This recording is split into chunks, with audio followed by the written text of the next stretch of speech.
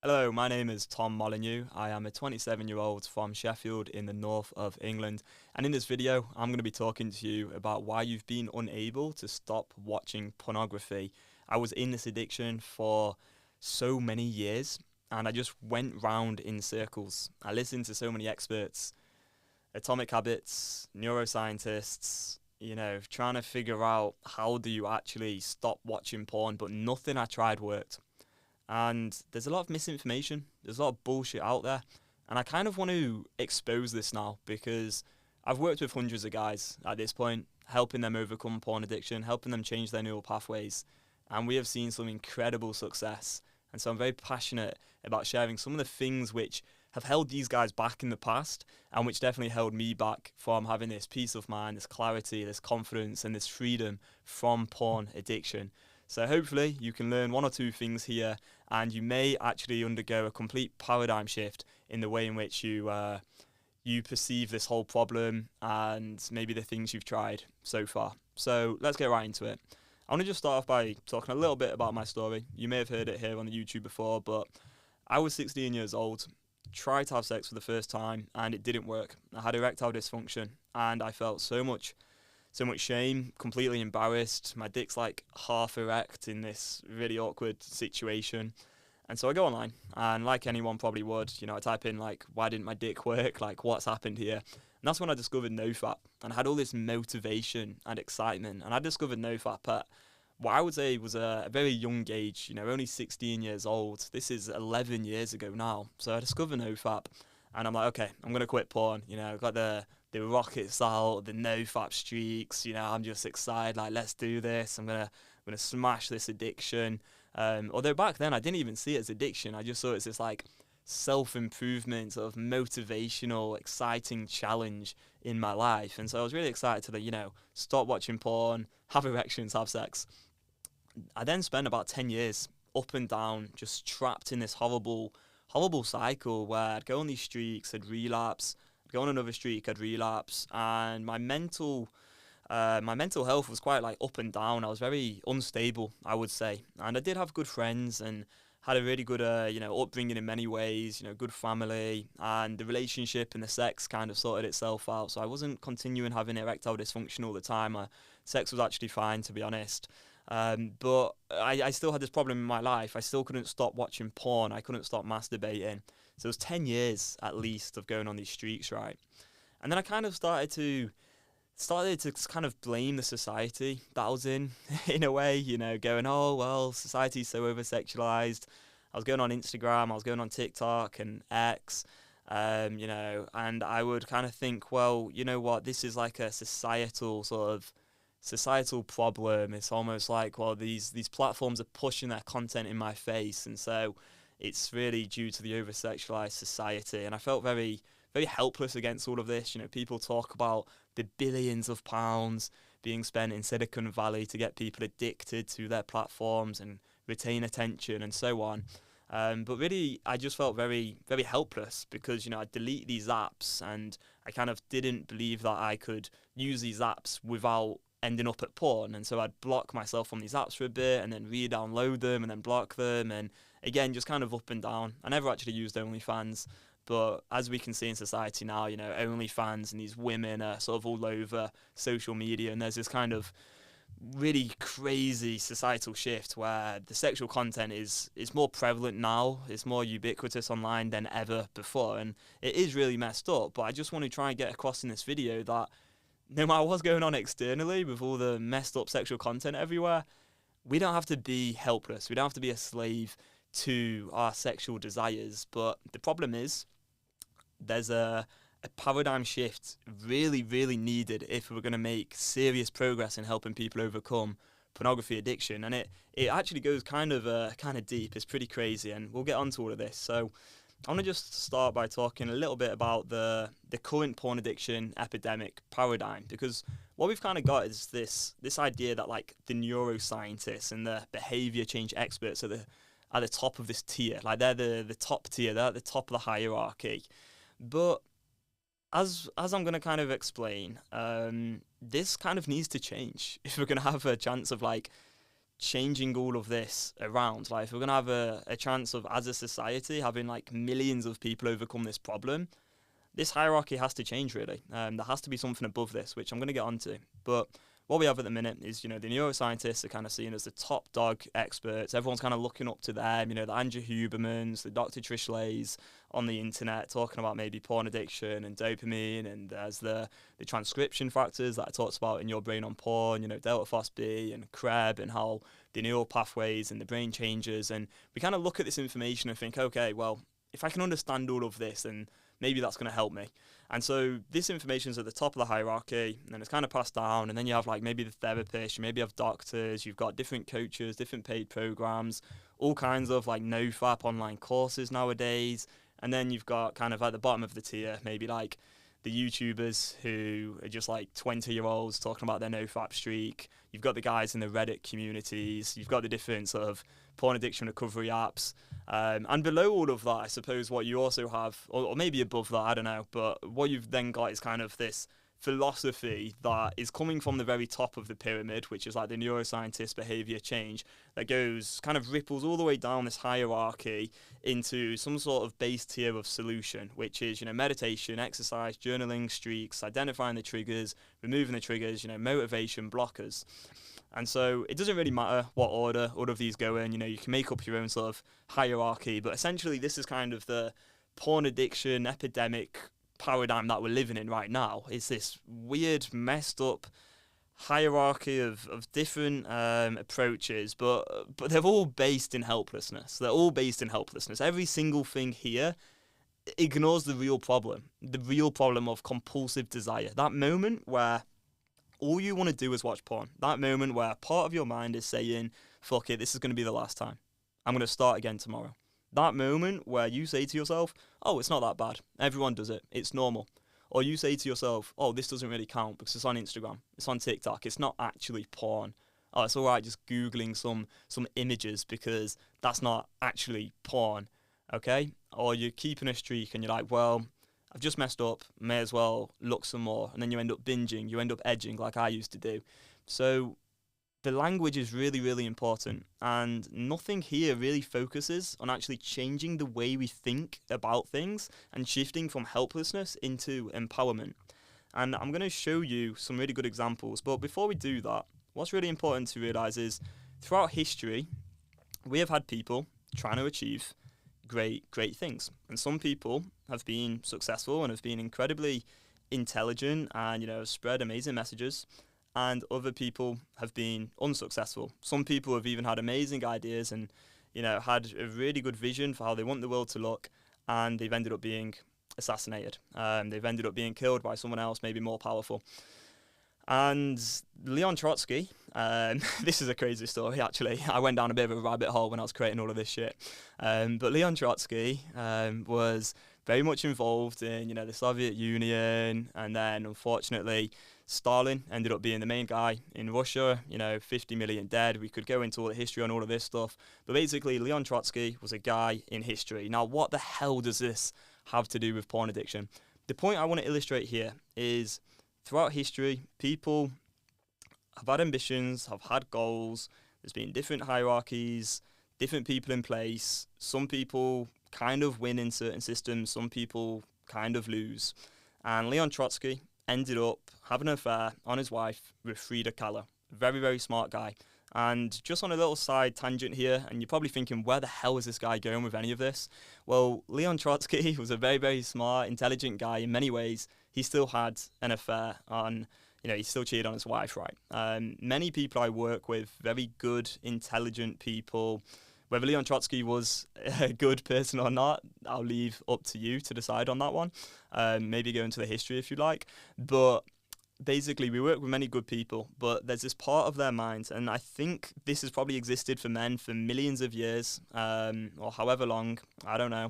But there's this part of their mind which really wants them to sort of engage in compulsive behaviours.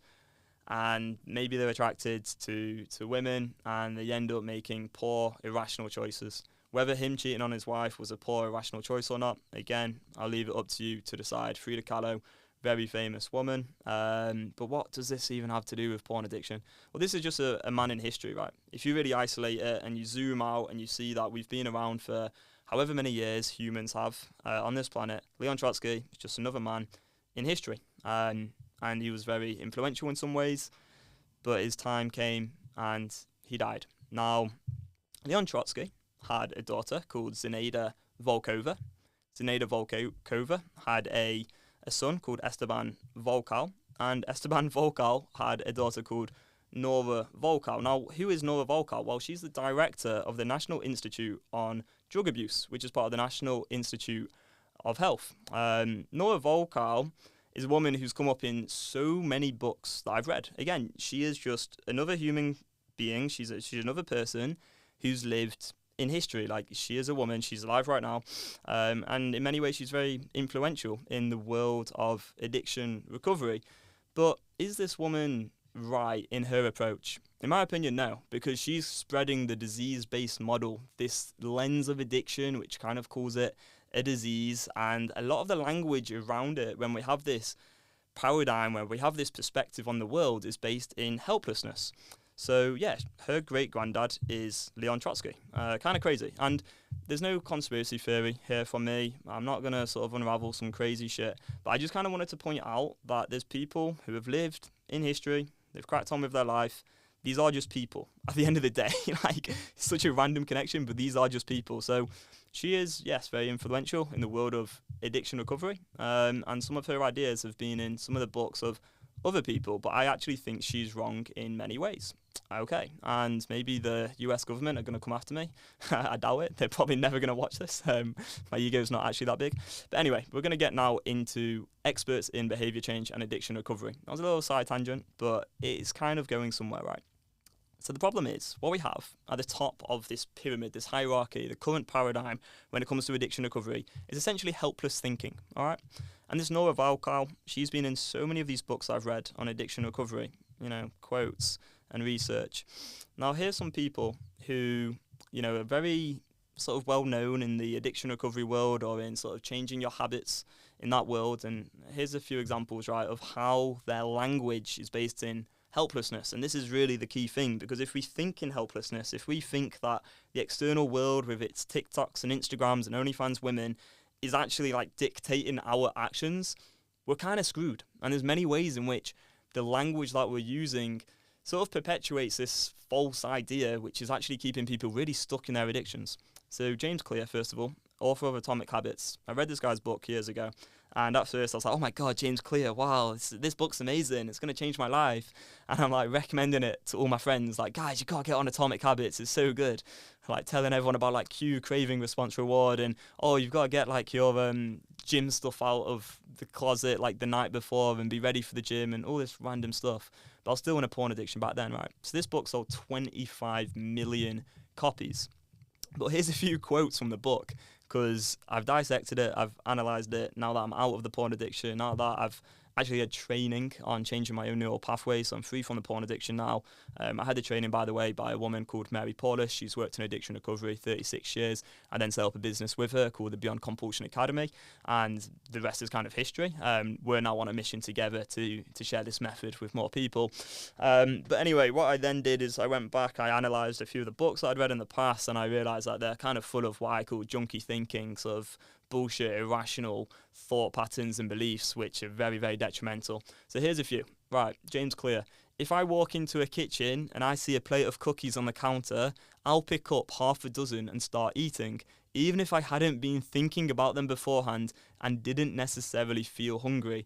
This is in the context of him talking about, removing the triggers, which is such a common bit of advice that everyone's always talking about when it comes to porn addiction. And it's so bad. It's such an unhealthy way to live. Another one. Whenever possible, I leave my phone in a different room until lunch. When it's right next to me, I'll check it all morning for no reason at all. Again, like, why are we listening to this guy? Like, this is not healthy. Like, you should be able, like I do right now, have your phone in your pocket whenever and be able to think through your choices and make rational choices without having these, like, external rules and conditions set upon us. That they're really, it's not a good way to live, all right? Another one, If sticking your phone in another room doesn't seem like enough, tell a friend or family member to hide it from you for a few hours. Ask a co-worker to keep it at their desk in the morning and give it back to you at lunch. Now look, if you're happy going into the office and thinking, you know what, I don't have the self-control, I don't have the discipline, because that's probably what you're thinking this is all about, when it's not. It's about your neural pathways and how you're thinking. But anyway, if you believe like, okay, I lack so much control over myself, I'm going to go into the office and say, hey Jim, how you doing? Do you mind just like looking after my phone for like 3 or 4 hours until lunchtime, because I don't trust myself. I'm gonna get out of control if this phone's in my pocket. Like, if you want to live your life like that, this channel's not gonna be for you. Like, crack on, do that if you want. But I can absolutely assure you, when it comes to porn addiction, the problem's in our mind. It's the way we're thinking about the whole issue. And we don't have to live in this really weird, messed up way that is being sort of talked about in books like Atomic Habits. Another one, when I hide beer in the back of the fridge where I can't see it, I drink less. I mean, why? Why would you do that? Why would you like try and hide your beer? Like, you're not, like, bro, why are you trying to play hide and seek with yourself with a pack of Heineken? Like, just, I don't know, man. Like, just drink the beer if you want to drink the beer. Like, you don't have to set all these weird conditions in place. I don't even have beer in my fridge, but if I did, I could have it there for like a year. And if I didn't fancy drinking any beer, I just wouldn't drink the beer. It wouldn't bother me either way. Like, I'm not a lab rat, you know. I'm a human being with a mind of my own, and so are you. And that's the awesome thing, is that we can make choices for ourselves. You know, it's possible to completely change our brain and think in a way which facilitates rational choices moment by moment. Another supposed expert, Dr. Anna Lembke, you know, she's chief of the Stanford Addiction Medicine Dual Diagnosis Clinic. She was featured in the Netflix documentary The Social Dilemma. Here's a few quotes from her book, Dopamine Nation. As for me, when books were just one click away, I was prone to linger in fantasy longer than I wanted to, or than was good for me. I got rid of my Kindle and its easy access to a steady stream of downloadable erotica, because she was addicted to basically watching, kind of like reading porn on her Kindle, right? The thing I did was get rid of my e-reader. At the end of the month, I was feeling better and gave myself permission to read romance again, planning to read in moderation. And by the way, there's some crazy stories in this book about some guy with a really severe like porn and masturbation addiction. He created his own like masturbation machine that he'd use to masturbate with. And when he went to like therapy with this Dr. Anna Lembke, she basically just told him like, look, get rid of the machine. And again, it's just, okay, sure, maybe you're going to do that as part of your overall strategy. But the problem isn't the machine. Like, the problem's in his neural pathways. It's in his brain. It's in his mind. You'd really think these neuroscientists who work at top universities would care a little bit more about the thought patterns and what's actually going on in the mind than the external thing that they're using to engage in their compulsive behaviour. Because the problem that we have as a society isn't that we have all these social media sites or pornography. The problem is the demand for them, and that's due to the compulsive neural pathways, and it's due to the way people are thinking about things in society. If there's no demand for porn, if everyone lived like me in society, there would be no porn, because there'd be no demand for it. There'd be no money involved in terms of like making money from porn, because if everyone lived like me, no one would be using it. Like, it's really that simple. So the problem isn't to do with the supply of whatever it is. It's to do with the demand, and the demand happens in our own neural pathways in our brain. And a large thing that's going on is the thinking. It's the way we're thinking about things, right? So what happened with this woman? And you know, I'm not laughing at her in like a, oh, you know, this is so pathetic kind of way, because she's just another victim of sort of this whole problem and this whole paradigm we're living in, with a messed up sort of view on addiction recovery and this disease-based model.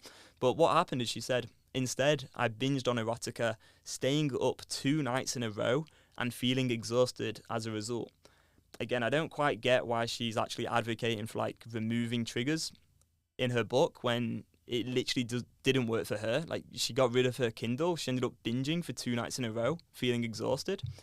And then there's so much self-deprecation as well from like these experts, and that's due to the addictive part of the mind as well. The addictive part of the mind wants people to feel helpless. It's like one of its main strategies is get someone feeling helpless, so they end up choosing to engage in their compulsive behaviour and feeling like they don't have a choice around it, right? That's how addiction kind of works in many ways. It's one of the main things that we talk about inside the Beyond Compulsion Academy. And a big part of that is self-deprecation, right? And that's why people feel so terrible and they have all these like self-doubts and anxiety. And here's an example again from Dr. Anna Lemke. She said, "The truth is, I am anxious and fearful, although few would guess those things about me. I maintain a rigid schedule, a predictable routine, and a slavish adherence to my to-do list as a way to manage my anxiety." What I would argue is that she's sort of maintaining this like really like sort of predictable routine, and she's sort of always sort of busy, etc., locked in. She's actually doing that as a way to manage her compulsive desires, her addiction. That's really my perspective on it. But there we go, right? So it's another supposed expert that people are kind of being told to listen to in many ways, right? And then we have Gabor Mate. This guy's like one of the worst, 4.3 million Instagram followers, interview with Prince Harry, super, super famous guy. And so many quotes in his book. And look, I'm not trying to bore you here by just pointing out like the flaws in other people. I get that being vulnerable and open about your own struggles can kind of build that relatability and can kind of help people trust you. And that's why I think a lot of these people do share stories of their own sort of downfalls and failures in some areas of their life, right? And many people will say, "Oh well, it's not a failure, it's just them being human and vulnerable, and that's great, like well done."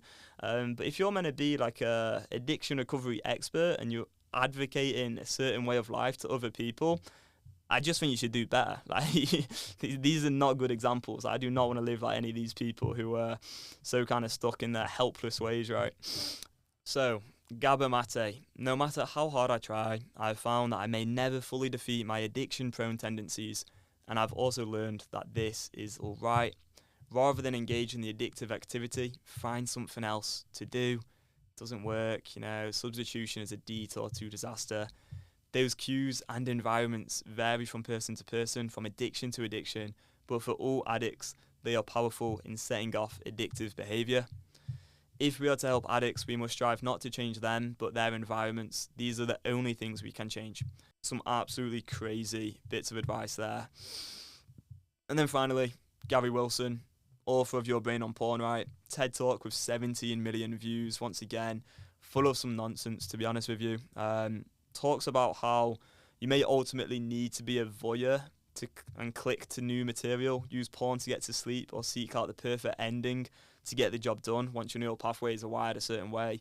Keyword here is need. If you read A Guide to Rational Living, then you'll get like a good thorough sort of chapter on the word need and how it's used in society in such an ineffective way nowadays. And the truth is, we don't like need to go and watch porn. We don't need to be a voyeur. We don't need to engage in any compulsive behaviours. It is a choice, okay? It is a choice. I mean, it may not feel like a choice if you're in the addiction right now and you've not been taught how to deal with it all, but the language we use is very, very powerful in influencing how we feel about things and ultimately how we act. A few more things that he talks about in his book, managing access. He's talking about removing all the porn, moving your furniture around, considering a porn blocker and an ad blocker. Talks about distractions, classic one, getting outside, socialising, exercise. He talks about that being an excellent distraction from urges. Ease your way through the transition. Forgive yourself if you slip, but try to avoid binging and keep going. Got a little photo there of a guy who's just slipped up and hurt his knee, because slipping never happens. Like, this idea of slipping is so based in helplessness. It is crazy. And yet everyone talks about slipping up when it comes to porn addiction. You're never going to slip. Like, when was the last time you slipped? Ended up with your genitals out, masturbating, looking at pornography. Like, it just does not happen. There's no such thing as slipping when it comes to addiction. All right, so I just kind of wanted to point out there's a lot of helplessness going on. These ideas of removing triggers, changing your environment, finding substitutions, the problem being about your environment, it's all based in helpless thinking. It's all based in this idea that we do not have like complete free will, like we don't have autonomy over our choices. So we need to change this whole porn addiction epidemic paradigm. We basically need to see that if we're currently operating under a whole paradigm in which helpless thinking is kind of above everything else, we're kind of screwed as a society, and this problem is just going to continue indefinitely. So What we need instead is start to realize that there's actually a space between the stimulus and response, and that in that space is our power to choose our response. And in that response, that's where we have this massive like potential for change. You know, as Viktor Frankl said, in our response lies our growth and our freedom.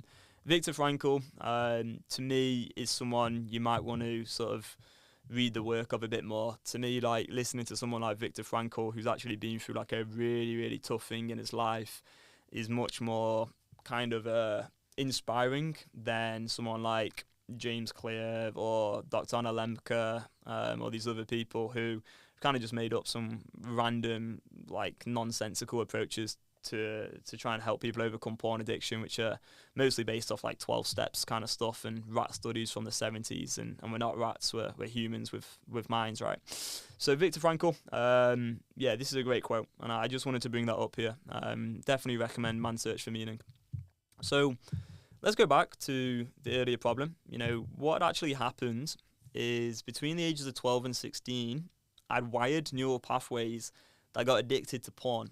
So essentially, I'd gone from wanting porn to watching porn without much of that space in between. And I started to think in these very irrational kind of ways. And then when I went to try and stop the behaviour, I consumed all this information by these supposed experts that just made the problem a lot worse by making me believe I was helpless and that I didn't really have a choice in the matter when I did, because there is a space between that wanting and how you actually respond to it. But the problem is, for 4 years, I'd wired these neural pathways to crave porn, to want porn, without even knowing it. I didn't even know, like, porn was a problem until I had erectile dysfunction at the age of 16.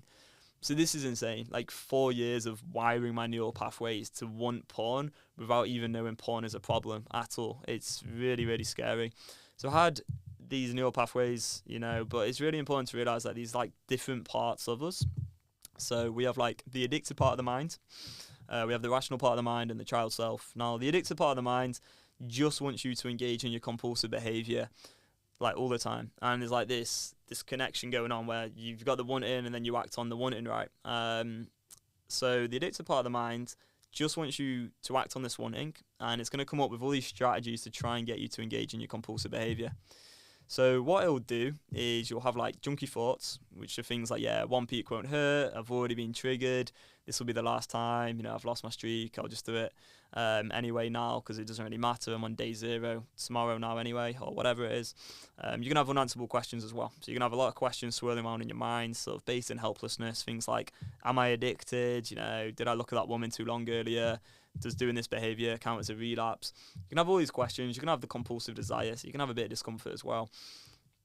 This is what you're going to have if you've been addicted to porn. Like, if you've wired your neural pathways in the same way that I did, you are going to have junky thoughts. Like, you are going to have these bullshit irrational thoughts.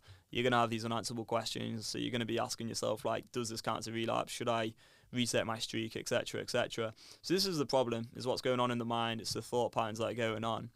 And what we need is a rational way to actually deal with all of these thoughts in the moment that matters. So when you actually have that compulsive desire, let's say it's been a long day, things have been tough recently, you get home, you say to yourself, oh, I just want to relax, you know, I'm just going to chill out for a bit, I'll just watch a little bit of porn, it's not too bad, everyone does it. Okay, in that moment, what do? How do you respond to that desire? And when you've actually got that craving, or you're telling yourself all the time, like, I can't watch porn, like, I'm on this streak, I shouldn't do this thing, but you really want to, you know, how do you respond to that desire, that wanting, and whatever irrational justifications, excuses come up? Well, what we do at the Beyond Compulsion Academy is we put the rational part of the mind back in control in that moment and actually rewire the neural pathways by thinking it through in a logical way. From, like, a neuroscientific lens, it's like we're essentially re-engaging the rational part of the mind, the prefrontal cortex, and dealing with this problem in a very effective, rational way.